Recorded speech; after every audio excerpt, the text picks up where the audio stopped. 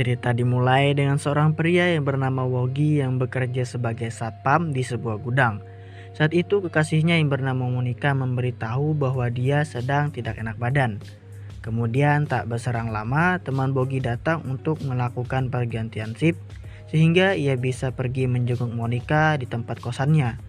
Sebelum pergi menjenguk Monica, ia terlebih dahulu pulang ke rumah untuk meminta izin kepada ibunya bahwa ia akan menjenguk kekasihnya yang sedang sakit. Sang ibu pun kemudian menitipkan buah untuk Monica. Tetapi sebelum Bogi sampai di tempat sang kekasih, ternyata Monica lebih dulu didatangi oleh seorang pria yang bernama Raji. Raji merupakan anak dari pimpinan sebuah ormas yang berpengaruh. Di sini ia kemudian menawari Monica dan teman-temannya sebuah pekerjaan yang mana gajinya cukup lumayan besar.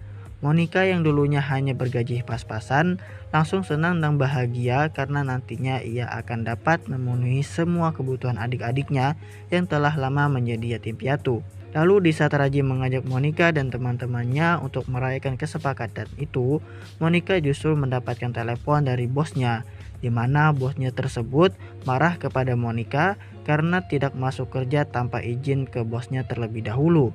Kemudian Raji yang melihat peluang emas itu lalu mengajak Monica untuk bercocok tanam di kamar Monica.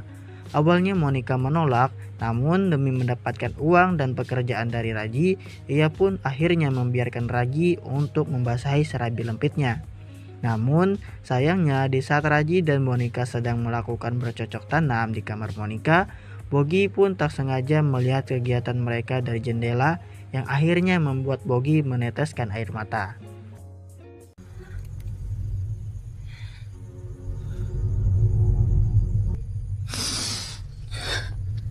Kemudian Bogi yang sudah sangat emosi dan hilang akal sehatnya, ia langsung mencoba untuk melukai Raji dengan memukulnya hingga tak sadarkan diri. Melihat Raji yang sudah tak sadarkan diri, Bogi pun langsung kabur dan bergegas untuk pulang ke rumahnya. Saat di rumah, ia bercerita semuanya kepada sang ibu tentang kejadian tersebut. Kemudian ibunya yang takut jika anaknya terkena masalah hingga masuk penjara, ia langsung mengajak Bogi untuk menemui pamannya yang bernama Marlon, di mana pamannya sendiri merupakan seorang bos mafia. Setelah sang paman yang bernama Marlon itu mengetahui inti permasalahan dari Bogi, ia langsung bergegas mengajak keponakannya itu pergi dan tinggal sementara waktu di rumah anak buahnya yang bernama Tiji. Setelah menceritakan semuanya kepada Tiji, ia pun mengizinkannya tinggal di sana.